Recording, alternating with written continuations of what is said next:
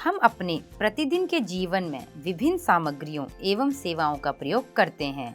इनमें से कुछ हमारे आसपास उपलब्ध होती हैं, जबकि कुछ अन्य चीजों की जरूरतें दूसरे स्थानों से लाकर पूरी की जाती हैं। वस्तुओं तथा सेवाओं के आपूर्ति स्थानों से मांग स्थानों तक ले जाने हेतु परिवहन की आवश्यकता होती है। कुछ व्यक्ति इसको उपलब्ध करवाने में संलग्न हैं। जो व्यक्ति उत्पाद को परिवहन द्वारा उपभोक्ताओं तक पहुंचाता है, उन्हें व्यापारी कहा जाता है। अतः एक देश के विकास की गति वस्तुओं तथा सेवाओं के उत्पादन के साथ उनके एक स्थान से दूसरे स्थान तक वहन की सुविधाओं पर भी निर्भर करना पड़ता है। वस्तुओं तथा सेवाओं का लाना ले जाना पृथ्वी के 3 महत्वपूर्ण क्षेत्रों पर किया जाता है: स्थल, जल तथा वायु। इन्हीं के आधार पर परिवहन को स्थल, जल व वायु परिवहन में वर्गीकृत किया जा सकता है। बहुत समय तक व्यापार तथा परिवहन सुविधाएं एक सीमित क्षेत्र तक ही किया जाता था। परिवहन का ये विकास संचार साधनों के विकास की सहायता से ही संभव हो सका है। इसीलिए परिवहन, संचार व व्यापार एक दूसरे के पूरक हैं। बच्चों, इस चित्र को देखें। परिवहन के साधन दिखाए गए हैं। स्थल परिवहन में आता है सड़क परिवहन, रेल परिवहन, पाइपलाइन। जल में आता है आंतरिक जल परिवहन, समुद्री जल परिवहन। वायु में घरेलू विमान सेवा, जिसमें आती हैं सार्वजनिक प्राधिकरण, निजी विमान सेवा, और दूसरा है अंतर्राष्ट्रीय विमान सेवा। तो बच्चों, इसमें आप देख सकते हो हमारे पास परिवहन के कितने साधन हैं। 3 मुख्य साधन हैं और उनके अंतर्गत अन्य साधन हैं। तो बच्चों, इस अध्याय में आप पढ़ेंगे कि किस प्रकार आधुनिक संचार तथा परिवहन के साधन हमारे देश और इसके आधुनिक अर्थव्यवस्था को संचालित करते हैं। अतः ये स्पष्ट है कि सघन व सक्षम परिवहन का जाल तथा संचार के साधन आज विश्व, राष्ट्र व स्थानीय व्यापार हेतु पूर्व अपेक्षित हैं। तो बच्चों, अब हम देखेंगे हमारे परिवहन में सबसे पहला स्थल परिवहन। भारत विश्व के सर्वाधिक सड़क जाल वाले देश में से एक है। ये सड़क जाल लगभग 56 लाख किलोमीटर है। भारत में सड़क परिवहन रेल परिवहन से पहले प्रारंभ हुआ। निर्माण तथा व्यवस्था में सड़क परिवहन रेल परिवहन की अपेक्षा अधिक सुविधाजनक है। रेल परिवहन की अपेक्षा सड़क परिवहन की बढ़ती महत्ता निम्न कारणों से है। प्रथम, रेलवे लाइन की अपेक्षा सड़कों की निर्माण लागत बहुत कम है। दूसरा, अपेक्षाकृत उबड़ खाबड़ व विच्छिन्न भूभागों पर सड़कें बनाई जा सकती है। तीसरा, अधिक ढाल प्रवणता तथा पहाड़ी क्षेत्रों में भी सड़कें निर्मित की जा सकती है। चौथा, अपेक्षाकृत कम व्यक्तियों, कम दूरी व कम वस्तुओं के परिवहन में सड़क मितव्ययी है। अगला, ये घर घर सेवाएं उपलब्ध करवाता है तथा सामान चढ़ाने व उतारने की लागत भी अपेक्षाकृत कम है। अगला, सड़क परिवहन अन्य परिवहन साधनों के उपयोग में एक कड़ी के रूप में भी कार्य करता है, जैसे सड़कें, रेलवे स्टेशन वायु व समुद्री पत्तनों को जोड़ती हैं। बच्चों, जैसे पहाड़ी इलाकों, हिमाचल प्रदेश व उत्तर पूर्वी राज्यों व राजस्थान के मरुस्थलीय इलाकों में सड़कें बनाई गई हैं। बच्चों, भारत में सड़कों की सक्षमता के आधार पर इन्हें निम्न 6 वर्गों में विभाजित किया गया है। राष्ट्रीय राजमार्ग को मानचित्र में देख सकते हैं आप। इन सड़कों की महत्वपूर्ण भूमिका हम आपको बताने जा रहे हैं। बच्चों, पहले हम पढ़ेंगे स्वर्णिम चतुर्भुज महाराजमार्ग, जिसे अंग्रेजी में गोल्डन क्वाड्रिलेटरल सुपर हाईवे कहा जाता है। भारत सरकार ने दिल्ली, कोलकाता, चेन्नई, मुंबई व दिल्ली को जोड़ने वाली 6 लेन वाली महाराजमार्गों की सड़क परियोजना प्रारंभ की है। इस परियोजना के तहत 2 गलियारे प्रस्तावित हैं। प्रथम, उत्तर दक्षिण गलियारा, जो श्रीनगर को कन्याकुमारी से जोड़ता है। बच्चों, मानचित्र में आप देख सकते हैं। द्वितीय, जो पूर्व पश्चिम गलियारा, जो सिलचर असम तथा पोरबंदर गुजरात को जोड़ता है। इस महाराजमार्ग का प्रमुख उद्देश्य भारत के मेगा सिटी के मध्य की दूरी व परिवहन समय को न्यूनतम करना है। ये राजमार्ग परियोजना भारत के राष्ट्रीय राजमार्ग प्राधिकरण के अधिकार क्षेत्र में है। दूसरा है हमारा राष्ट्रीय राजमार्ग, जिसे अंग्रेजी में हम नेशनल हाईवेज कहते हैं। राष्ट्रीय राजमार्ग देश के दूरस्थ भागों को जोड़ते हैं। ये प्राथमिक सड़क तंत्र हैं, जिनका निर्माण व रखरखाव केंद्रीय लोक निर्माण विभाग CPWD के अधिकार क्षेत्र में है। अनेक प्रमुख राष्ट्रीय राजमार्ग उत्तर से दक्षिण तथा पूर्व से पश्चिमी दिशा में फैले हैं। दिल्ली व अमृतसर के मध्य ऐतिहासिक शेर शाह सूरी मार्ग राष्ट्रीय राजमार्ग संख्या 1 के नाम से जाना जाता है। रखरखाव की सुविधा के लिए इसे अब 2 भागों में बांटा गया है, राष्ट्रीय राजमार्ग नंबर 1 तथा राष्ट्रीय राजमार्ग नंबर 2। राष्ट्रीय राजमार्ग नंबर 1 दिल्ली से अमृतसर के बीच है। राष्ट्रीय राजमार्ग नंबर 2 दिल्ली से कोलकाता के मध्य है। राष्ट्रीय राजमार्ग की विशेषताएं। बच्चों, ये सड़कें देश के लिए बहुत महत्वपूर्ण हैं। ये देश के एक कोने को दूसरे कोने से जोड़ती है, इसीलिए इनका निर्माण और रखरखाव केंद्रीय सरकार ने अपने नियंत्रण में रखा है। अगला है हमारा राज्य राजमार्ग, जिसे अंग्रेजी में स्टेट हाईवेज कहते हैं। राज्यों की राजधानियों को जिला मुख्यालयों से जोड़ने वाली सड़कें राज्य राजमार्ग कहलाती हैं।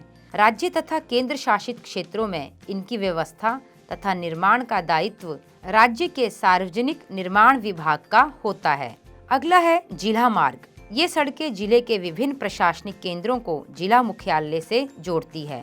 इन सड़कों की व्यवस्था का उत्तरदायित्व जिला परिषद का है। बच्चों, जैसे मोहाली जिले को रूपनगर जिले से पंजाब में जोड़ती हैं जिला सड़कें, उसी प्रकार आपके राज्य में भी किसी जिले को किसी दूसरे जिले से जोड़ती हैं। ये सड़कें जिले के प्रमुख शहरों और नगरों को आपस में जोड़ती हैं। तो बच्चों, आप देखिए मानचित्र में, इसमें हमारी स्वर्ण चतुर्भुज, उत्तर दक्षिण गलियारा, पूर्व पश्चिमी गलियारा राष्ट्रीय राजमार्ग संख्या सहित दर्शाए गए हैं। अगला आता हमारे अन्य सड़कें। इस वर्ग के अंतर्गत वे सड़कें आती हैं जो ग्रामीण क्षेत्रों तथा गांव को शहरों से जोड़ती हैं। प्रधानमंत्री ग्रामीण सड़क परियोजना के तहत इन सड़कों के विकास को विशेष प्रोत्साहन मिला है। इस परियोजना के कुछ विशेष प्रावधान हैं, जिसमें देश के प्रत्येक गांव को दूसरे प्रमुख शहरों से पक्की सड़कों द्वारा जोड़ना प्रस्तावित है। अगली है हमारी सीमांत सड़कें। भारत सरकार प्राधिकरण के अधीन सीमा सड़क संगठन है, जो देश के सीमांत क्षेत्रों में सड़कों का निर्माण व उनकी देखरेख करता है। ये संगठन 1960 में बनाया गया, जिसका कार्य उत्तर तथा उत्तर पूर्वी क्षेत्रों में सामरिक महत्व की सड़कों का विकास करना था। इन सड़कों के विकास से दुर्गम क्षेत्रों में अभिगम्यता बढ़ी है तथा इन क्षेत्रों के आर्थिक विकास में भी सहायता हुई है। सड़क निर्माण में प्रयुक्त पदार्थ के आधार पर सड़कों को हमने कच्ची व पक्की सड़कों में वर्गीकृत किया है। पक्की सड़कें सीमेंट, कंक्रीट व तारकोल द्वारा निर्मित होती है, अतः ये 12मासी सड़कें होती हैं। ये 12 महीने बच्चों काम करती हैं, जबकि कच्ची सड़कें वर्षा ऋतु में अनुपयोगी हो जाती हैं। तो बच्चों, आप देख सकते हो चित्र में, पहाड़ी रास्तों पे सड़कें बनाना कितना कठिन कार्य है। और दूसरा चित्र देखो 7.4, यह उत्तरी पूर्वी सीमा सड़क पर यातायात बताता है, जो कि सीमा सड़क संगठन द्वारा बनाई गई सड़क है। तो बच्चों, ये थे हमारा सड़क मार्ग। अब हम पढ़ेंगे हमारा रेल परिवहन व रेल मार्ग के बारे में। भारत में रेल परिवहन वस्तुओं तथा यात्रियों के परिवहन का मुख्य साधन है। रेल परिवहन अनेक कार्यों में सहायक है, जैसे व्यापार, भ्रमण, तीर्थ यात्राएं व लंबी दूरी तक सामान का परिवहन। एक प्रमुख परिवहन के साधन के अतिरिक्त पिछले 150 वर्षों से भी अधिक समय से भारतीय रेल एक महत्वपूर्ण समन्वयक के रूप में जानी जाती है। भारतीय रेल देश की अर्थव्यवस्था, उद्योगों व कृषि के तीव्र गति से विकास के लिए उत्तरदायी है। बच्चों, भारतीय रेल परिवहन देश का सर्वाधिक बड़ा सार्वजनिक क्षेत्र का प्राधिकरण है। मतलब संसार के किसी भी देश में भारतीय रेल परिवहन जैसा सार्वजनिक क्षेत्र नहीं है। अन्य देशों में ये निजी क्षेत्र में आता है, पर भारत में रेल परिवहन हमारा सार्वजनिक क्षेत्र के अंतर्गत आता है। हमारे देश में बच्चों पहली रेलगाड़ी 1853 में मुंबई और ठाणे के मध्य चलाई गई थी, जो कि 34 किलोमीटर की दूरी तय करती थी। बच्चों, भारतीय रेल परिवहन के 16 रेल प्रखंड हैं। बच्चों, देश में रेल परिवहन के वितरण को प्रभावित करने वाले कारकों में भू-आकृतिक, आर्थिक व प्रशासकीय कारक प्रमुख हैं। उत्तरी मैदान अपनी विस्तृत समतल भूमि, सघन जनसंख्या घनत्व, संपन्न कृषि व प्रचुर संसाधनों के कारण रेल परिवहन के विकास व वृद्धि में सहायक रहा है। यद्यपि असंख्य नदियों के विस्तृत जल मार्गों पर पुलों के निर्माण में कुछ बाधाएं आई हैं। प्रायद्वीपीय भारत में रेल मार्ग ऊबड़ खाबड़ पहाड़ी क्षेत्रों, छोटी पहाड़ियों और सुरंगों आदि से होकर गुजरते हैं। हिमालय पर्वतीय क्षेत्र भी दुर्लभ उच्चावच, विरल जनसंख्या तथा आर्थिक अवसरों की कमी के कारण रेलवे लाइन के निर्माण में प्रतिकूल परिस्थितियां उत्पन्न करता है। इसी प्रकार पश्चिमी राजस्थान, गुजरात के दलदली भाग, मध्य प्रदेश के वन क्षेत्र, छत्तीसगढ़, ओडिशा व झारखंड में रेल लाइन निर्माण करना कठिन है। कुछ वर्षों पहले भारत के महत्वपूर्ण आर्थिक क्षेत्र में पश्चिम तट के साथ कोंकण रेलवे के विकास ने यात्री व वस्तुओं के आवागमन को सुविधाजनक बनाया है। यद्यपि यहाँ असंख्य समस्याएं भी हैं, जैसे भूस्खलन तथा किसी किसी भाग में रेलवे ट्रैक का धंसना। बच्चों, आज राष्ट्रीय अर्थव्यवस्था में परिवहन के अन्य सभी साधनों की अपेक्षा रेल परिवहन प्रमुख हो गया है। तो आओ बच्चों, अब हम बात करते हैं हमारे अगले साधन की, वह है पाइपलाइन। भारत के परिवहन मानचित्र पर पाइपलाइन एक नया परिवहन का साधन है। पहले पाइपलाइन का उपयोग शहरों व उद्योगों में पानी पहुंचाने हेतु होता था। आज इसका प्रयोग कच्चा तेल, पेट्रोल उत्पाद तथा तेल से प्राप्त प्राकृतिक तथा गैस क्षेत्र से उपलब्ध गैस शोधनशालाओं, उर्वरक कारखानों व बड़े ताप विद्युत ग्रहों तक पहुंचाने में किया जाता है। बच्चों, देश में पाइपलाइन परिवहन के 3 प्रमुख जाल है। पहला है ऊपरी असम के तेल क्षेत्र से गुवाहाटी, बरौनी व इलाहाबाद के रास्ते कानपुर तक। इसकी एक शाखा बरौनी से राजबंद होकर हल्दिया तक है। दूसरी राजबंद से मोरीग्राम तक तथा गुवाहाटी से सिलीगुड़ी तक है। दूसरा जाल है गुजरात में सलाया से वीरमगांव, मथुरा, दिल्ली व सोनीपत के रास्ते पंजाब में जालंधर तक। इसकी अन्य शाखा बड़ौदरा के निकट कोयली को चक्षु व अन्य स्थानों से जोड़ती है। तीसरा जाल है गैस पाइपलाइन गुजरात में हजीरा को उत्तर प्रदेश में जगदीशपुर से मिलाती है। ये मध्य प्रदेश के विजयपुर के रास्ते होकर जाती है। इसकी शाखाएं राजस्थान में कोटा तथा उत्तर प्रदेश में शाहजहाँपुर, बबराला व अन्य स्थानों पर हैं।